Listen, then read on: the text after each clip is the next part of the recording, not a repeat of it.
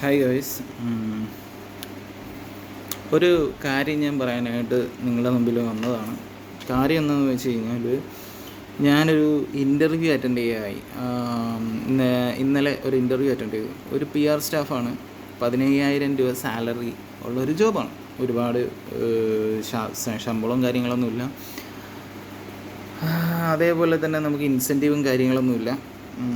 15,000 രൂപ സാലറി ഉള്ളൂ. അവർ പറയുന്ന ക്വാളിഫിക്കേഷന് പറയുന്ന കുറച്ച് കാര്യങ്ങൾ എന്താണെന്ന് വെച്ച് കഴിഞ്ഞാൽ, മിനിമം അവർക്ക് ഇംഗ്ലീഷ് സംസാരിക്കാനും എഴുതാനും വായിക്കാനും അറിഞ്ഞിരിക്കണം. അതുപോലെ തന്നെ ക്വാളിഫിക്കേഷൻ എന്താണെന്ന് വെച്ച് കഴിഞ്ഞാൽ ഗ്രാജുവേഷനാണ്. മിനിമം ഡിഗ്രി കഴിഞ്ഞിരിക്കണം എന്നൊരു ക്വാളിഫിക്കേഷനാണ്. അപ്പം ഒരു 15,000 രൂപ സാലറി ഉള്ളൊരു ജോലിക്ക് പോലും ഡിഗ്രി ചോദിക്കുന്ന കാലത്ത്, അല്ലെങ്കിൽ ഇംഗ്ലീഷ് എഴുതാനും വായിക്കാനും അറിയണം എന്ന് പറയുന്നൊരു കാലത്ത്, നമ്മളെ ഭരിക്കുന്ന മന്ത്രിമാർ അല്ലെങ്കിൽ കേരളം നയിക്കുന്ന മന്ത്രിമാർക്ക് എത്രത്തോളം വിദ്യാഭ്യാസം ഉണ്ടെന്നാണ് ഞാൻ ആലോചിക്കുന്നത്. ലക്ഷക്കണക്കിന് പൈസ കൊടുത്ത് ഓരോ PAമാരെ അവർ വെച്ചിട്ടുണ്ട്. അതിൻ്റെ ആവശ്യം എന്താണ്? എല്ലാം നോക്കുന്നത് പേഴ്സണൽ സ്റ്റാഫ് എന്നാണ് അറിയപ്പെടുന്നത്. അതിലേക്ക് നമ്മളുടെ മന്ത്രിമാർക്ക് ആർക്കും ഇംഗ്ലീഷ് വായിക്കാനോ സംസാരിക്കാനോ ഒന്നും അറിയത്തില്ല.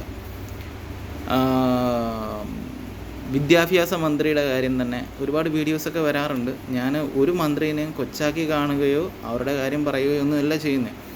ഞാൻ എൻ്റെ അഭിപ്രായം എന്താണെന്ന് വെച്ച് കഴിഞ്ഞാൽ അത് രേഖപ്പെടുത്തുകയാണ് ചെയ്യുന്നത്. ഒരുപാട് കേസസ് ഇപ്പോഴത്തെ മന്ത്രിമാർക്ക് ആർക്കും ഒരു മിനിമം ക്വാളിഫിക്കേഷനും ഇല്ല, ഏജ് ലിമിറ്റേഷനും ഇല്ല. നമ്മളെ ഭരിച്ച് മുടിക്കുകയാണ് എല്ലാ മന്ത്രിമാരെ. ഏത് ഒരായാലും ഞാൻ ഒരു കാര്യം കൂടെ വ്യക്തമാക്കുകയാണ്, ഞാനൊരു പാർട്ടിയുടെ അനുഭാവിയല്ല, ഞാനൊരു പാർട്ടിയിലും ഇല്ല, എനിക്ക് പാർട്ടി ഇഷ്ടമല്ല. ഓക്കെ, അത് ക്ലിയർ ചെയ്യാം. ഇപ്പം നമുക്കൊരു അടിസ്ഥാനപരമായിട്ട് ഒരു MLA ആയിട്ട് മത്സരിക്കണമെന്നുണ്ടെങ്കിലും ഒരു പഞ്ചായത്ത് പ്രസിഡൻ്റായിട്ട് മത്സരിക്കണമെന്നുണ്ടെങ്കിലും ഒരു മിനിമം ക്വാളിഫിക്കേഷൻ കൊണ്ടുവരണം, മിനിമം ഗ്രാജുവേഷൻ. അതുപോലെ തന്നെ അവർക്ക് മന്ത്രിമാരായിട്ട് അപേക്ഷിക്കുന്നവർക്ക് ഇംഗ്ലീഷ് സംസാരിക്കാനും വായിക്കാനും എഴുതാനും അറിഞ്ഞിരിക്കണം. IELTS പോലുള്ള ഒരു കോഴ്സ് അല്ലെന്നുണ്ടെങ്കിൽ അതെടുത്ത് ചെയ്ത് അത് പഠിക്കുക തന്നെ വേണം. ഒരു ഏജ് ലിമിറ്റേഷൻ കൊണ്ടുവരണം. ഒരു 30 മുതൽ 45 വരെ നല്ലൊരു ക്വാളിഫിക്കേഷനുള്ള ഒരാളെ മത്സരിക്കാൻ പാടുള്ളൂ എന്നുള്ളൊരു നിയമം കൊണ്ടുവരണം. ഒരു വിദ്യാഭ്യാസവും ഇല്ലാത്ത ഒരാൾ നമ്മളെ ഭരിക്കുമ്പോൾ മറ്റുള്ളവർ കാണുമ്പോൾ, അല്ലാന്നുണ്ടെങ്കിൽ പുറത്തുനിന്ന് വരുന്ന ആൾക്കാർ അല്ലെങ്കിൽ ഏതെങ്കിലും കമ്പനീൻ്റെ പ്രതിനിധികൾ വരുമ്പോഴത്തേക്കും നാണം കെടുന്ന അവസ്ഥ കേരളത്തിൻ്റെ ബേസിലേക്ക് ഒരുപാട് കേസസ് വന്നിട്ടുണ്ട്. അതുകൊണ്ടാണ് പറയുന്നത്, നമ്മൾ അവർക്ക് സംസാരിക്കാൻ അറിയാതെ സംസാരിക്കുമ്പോൾ ഒരു വലിയ തലത്തിലിരിക്കുന്ന നമ്മളെ നയിക്കുന്ന ഒരാളാണ്, മന്ത്രിമാരാണ്. അപ്പോഴത്തേക്ക് അതിൻ്റെ ബേസിൽ സംസാരിക്കാൻ പോലും അറിയാത്ത പക്ഷം വരുമ്പോഴത്തേക്കും അതിനപ്പുറം നാണക്കേട് വേറെ ഇല്ല. കേരളം ഭരിക്കുന്ന ഒരു മന്ത്രി എന്ന് പറയുമ്പം, അല്ലെന്നുണ്ടെങ്കിൽ ഇന്ത്യ ഭരിക്കുന്ന ഒരു മന്ത്രിക്ക് അത് ഹാൻഡിൽ ചെയ്യാൻ പറ്റുന്നില്ല എന്ന് പറയുമ്പോഴത്തേക്കും അതിലപ്പുറം നാണക്കേട് വേറെ ഇല്ല. എഴുതി വായിക്കാനായിട്ട് എല്ലാവർക്കും പറ്റും. ചിലപ്പം അവരുടെ മദർ ടങ്ങിൽ അല്ലെങ്കിൽ ഏതാണോ ഭാഷ ആ ഭാഷയിൽ ഇംഗ്ലീഷ് എങ്ങനെയെങ്കിലും എഴുതി കൊടുക്കുമായിരിക്കും, അവർ വായിക്കുമായിരിക്കും. അതിലൊന്നൊരു കാര്യമില്ല. മിനിമം ഒരു ക്വാളിഫിക്കേഷൻ കൊണ്ടുവരണം. ഈ പഞ്ചായത്ത് മെമ്പറായിട്ട് തിരഞ്ഞെടുപ്പിൽ മത്സരിക്കണമെന്നുണ്ടെങ്കിൽ ഇത്ര ക്വാളിഫിക്കേഷൻ, ഗ്രാജുവേഷൻ വേണം എന്നൊരു നിയമം കൊണ്ടുവരണം. MLA ആയിട്ട് മത്സരിക്കണമെന്നുണ്ടെങ്കിൽ മിനിമം ഗ്രാജുവേഷൻ അല്ലെങ്കിൽ ഒരു PGയോ എന്തെങ്കിലും എടുത്ത ആളായിരിക്കണം. അതേപോലെ തന്നെ നല്ല രീതിയിൽ എക്സ്പീരിയൻസ് ഉള്ള ഒരാളോ ആയിരിക്കണം. അല്ലെന്നുണ്ടെങ്കിൽ ഇന്ന മേഖലയിൽ വർക്ക് ചെയ്തിട്ടുള്ള ഒരാളായിരിക്കണം. മന്ത്രിയായിട്ട് മത്സരിക്കണമെന്നുണ്ടെങ്കിൽ ഏജ് ലിമിറ്റേഷൻ വേണം. എല്ലാത്തിനും ഏജ് ലിമിറ്റേഷൻ വേണം. ഇതേപോലെ ഗ്രാജുവേഷൻ ആയിരിക്കണം. അതേപോലെ തന്നെ എന്നാലേ പുതിയ തലമുറ വന്നാലേ നമ്മളുടെ ഈ ഒരു കേരളം മുന്നോട്ട് പോകത്തുള്ളൂ എന്നല്ല, നല്ല ഭരണങ്ങൾ കാഴ്ചവെക്കാൻ പറ്റത്തുള്ളൂ, പുതിയ പദ്ധതികളൊക്കെ നല്ലോണം വരാൻ പറ്റത്തുള്ളൂ. അല്ലാതെ ഈ പഴയ ആൾക്കാർ, അവരുടെ കുറ്റം പറയുന്നൊരു കേസല്ല, ഏജ്ഡായിട്ടുള്ള ആൾക്കാർക്ക് അവരുടേതായിട്ടുള്ള ഒരുപാട് കാര്യങ്ങളുണ്ട്. സോ അതുകൊണ്ട് നമുക്കൊരു ഉപയോഗമില്ല. ഞാൻ പറയുന്നുണ്ടെങ്കിൽ എന്ന് വെച്ച് കഴിഞ്ഞാൽ അവരുടെ ആരോഗ്യ പ്രശ്നങ്ങളായിരിക്കാം, അവരുടെ അറിവില്ലായ്മയായിരിക്കാം, അങ്ങനെ കുറേ കാര്യങ്ങളുണ്ടല്ലോ, അതിനെക്കുറിച്ചുള്ള അറിവില്ല, പുതിയ തലമുറയെ പറ്റി ഒരു ബോധമില്ല, അവർ ചെയ്യുന്നതൊന്നും ശരിയല്ല എന്നൊക്കെ വരുമ്പോഴത്തേക്കും നമുക്ക് നമ്മളേതായിട്ടുള്ളൊരു ഇത് കിട്ടത്തില്ല. നമ്മളവരെ ജയിപ്പിച്ച് ഉന്നത തലത്തിൽ എത്തിക്കുന്ന, അല്ലെന്നുണ്ടെങ്കിൽ മന്ത്രി എന്ന പദത്തിൽ എത്തിക്കുന്നതിൻ്റെ കാര്യം എന്ന് വെച്ച് കഴിഞ്ഞാൽ അവർ ആ അധികാരം കിട്ടിയതിന് ശേഷം അവരുടെ ഇഷ്ടത്തിന് അവരുടെ കാര്യങ്ങൾ നടത്താനായിട്ടല്ല. ഇപ്പോൾ ഫോർ എക്സാമ്പിൾ പറയുകയാണെന്നുണ്ടെങ്കിൽ, ഇപ്പം അവിടുത്തെ പല രാജ്യങ്ങളിലെയും അതായത് ലോകസഭാ അംഗം അതേപോലുള്ള പൊസിഷനിൽ ഇരിക്കുന്നവർ തന്നെ സൈക്കിൾ ചവിട്ടിയാണ് വരുന്നത്.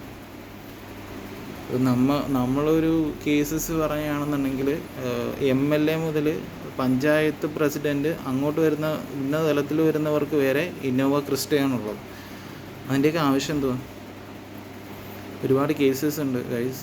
എൻ്റെ അഭിപ്രായം എന്നല്ല, കേരളത്തിലെ എല്ലാവരുടെയും അഭിപ്രായമാണ്. ഒരു മിനിമം വിദ്യാഭ്യാസം കൊണ്ടുവരണം, എല്ലാവർക്കും വിദ്യാഭ്യാസം കൊണ്ടുവരണം. അതുപോലെ തന്നെ ഏജ് ലിമിറ്റേഷൻസും കൊണ്ടുവരണം. പുതിയ ആൾക്കാർ ഭരിക്കണം, എന്നാലേ വികസനം ഉണ്ടാകത്തുള്ളൂ. അല്ലെന്നുണ്ടെങ്കിൽ കട്ടുമുടിച്ച് ഒന്നും എത്താത്തിടത്തോളം കാലം മുന്നോട്ട് പോകത്തില്ല. ഫോർ എക്സാമ്പിൾ ഞാൻ പറയുകയാണെന്നുണ്ടെങ്കിൽ, ഇപ്പോൾ ഒരു ജോബ്, നേഴ്സിംഗ് ജോബിൻ്റെ ഒരു കേസ് തന്നെ പറയുകയാണെന്നുണ്ടെങ്കിൽ, ഏറ്റവും കൂടുതൽ കേരളത്തിലെ ആൾക്കാർ പലായനം ചെയ്യുന്നുണ്ട്. ഇന്ത്യയിൽ നിന്ന് പുറത്തോട്ട് പോകുന്നുണ്ട്. കാരണം എന്താണ്? അവർക്ക് നല്ല വിദ്യാഭ്യാസം ഇല്ലാത്തതുകൊണ്ടാണോ? അല്ല, അവർക്ക് നല്ല അവസരങ്ങളില്ല, സാലറി ഇല്ല, അങ്ങനെ കുറേ കേസസ് ഉണ്ട്. അവർക്ക് പരിഗണന കിട്ടുന്നില്ല. എങ്ങനെയായാലും ഒരു 10,000 ആൾക്കാർ എക്സാം എഴുതി കഴിഞ്ഞാൽ അതിനകത്തൊരു 500-600 പേർക്ക് ജോലി കിട്ടുമായിരിക്കും. ബാക്കിയുള്ളവരെന്തു ചെയ്യും? ബാക്കിയുള്ളവർക്ക് ജോലിയില്ല. അപ്പം എന്താ കാര്യമെന്ന് വെച്ച് കഴിഞ്ഞാൽ, ഒന്നാമത്തെ കേസ് എന്താണെന്ന് വെച്ച് കഴിഞ്ഞാൽ, സാലറി. ഇപ്പോൾ ഒരു 6-7 ലക്ഷം രൂപ മുടക്കി നന്നായിട്ട് പഠിക്കുന്ന ഒരു വിദ്യാർത്ഥി പഠിച്ച് ഇപ്പോൾ നേഴ്സിംഗ് പാസ്സായി, എക്സ്പീരിയൻസ് ഇല്ല പുള്ളിക്കാരിക്ക്. ആ പുള്ളിക്കാരി ജോലിക്ക് പോകുന്ന നേരത്ത് പുള്ളിക്കാരിക്ക് കിട്ടുന്ന ഒരു മിനിമം സാലറി എന്ന് പറയുമ്പോൾ ഒരു 10,000 തൊട്ട് 15,000 വരെയാണ്. അതിൽ കൂടുതൽ കിട്ടത്തില്ല. ഇപ്പോൾ ഒരു എക്സ്പീരിയൻസ്ഡായ ഒരു 4-5 വർഷം എക്സ്പീരിയൻസ്ഡ് ആയിട്ടുള്ള ഒരു നേഴ്സാണെന്നുണ്ടെങ്കിൽ അവർക്ക് കിട്ടുന്ന ഒരു മിനിമം സാലറി എന്ന് പറയുന്നത് ഒരു 20 മുതൽ 30 വരെയാണ്. അതിൽ കൂടുതൽ കിട്ടത്തില്ല, ഇന്ത്യയിലൊന്നും കിട്ടത്തില്ല. അങ്ങനത്തെ അവസ്ഥ വരുത്തുന്നത് എന്താണ്? അവർ ജോലി എടുക്കാത്തതുകൊണ്ടാണ്. അവിടെ കിടന്നും പട്ടിപ്പണിയാണ്. അവർക്ക് റെക്കഗ്നീഷൻ കിട്ടുന്നില്ല. നമുക്ക് അതിനകത്ത് ഒരു എന്താ പറയുക, നമുക്ക് അതിനകത്തൊരു മാർക്കറ്റിംഗ് ഇല്ല. അത് വികസിപ്പിക്കാനായിട്ട് പറ്റാത്തത് കൊണ്ടാണ് ഇങ്ങനെ ഒരു സിറ്റുവേഷൻ വരുന്നത്. അതുകൊണ്ടാണ് പിള്ളേരൊന്നും ഇവിടെ നിൽക്കാതെ പുറത്ത് പോകുന്നത്. കാരണം അവർക്ക് എല്ലാവർക്കും ഡ്രീമുണ്ട്, വീട്, നല്ല രീതിയിൽ ജീവിക്കണം, സ്വന്തം കാലിൽ നിൽക്കണം എന്നൊക്കെയുള്ളൊരു ആഗ്രഹമുണ്ട്. ആ ആഗ്രഹം വെച്ചിട്ട് കേരളത്തിലോ ഇന്ത്യയിലോ നിന്നിട്ട് ഒരു കാര്യമില്ല എന്ന് അവർക്ക് മനസ്സിലായി. അതുകൊണ്ടാണ് അവർ പോകുന്നത്. സോ ഞാൻ പറയുന്നത് എന്താണെന്ന് വെച്ച് കഴിഞ്ഞാൽ, ഇതിനൊക്കെ അടിസ്ഥാനപരമായിട്ട് വികസനം വരാനും എല്ലാ കാര്യങ്ങളും മാറ്റം വരാനും യങ്ങസ്റ്റ് ആയിട്ടുള്ള ഒരു തലമുറ, അല്ലാന്നുണ്ടെങ്കിൽ കുറച്ചുകൂടെ കഴിവുള്ളവർ ഭരിക്കണം എന്നാണ് പറയുന്നത്. ഓക്കെ, ഇന്ത്യയും കേരളവും ഭരിക്കണം എന്നാണ് പറയുന്നത്. മിനിമം വിദ്യാഭ്യാസ യോഗ്യത വേണം.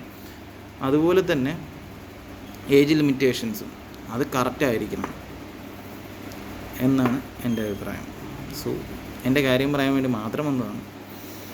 എനിക്ക് തോന്നുന്ന കാര്യങ്ങളെല്ലാം ഞാൻ പറയും. അപ്പം താങ്ക് യു, എല്ലാവരും സപ്പോർട്ട് ചെയ്യുക. അപ്പം മറ്റൊരു വീഡിയോയുമായി കാണാം. ബൈ.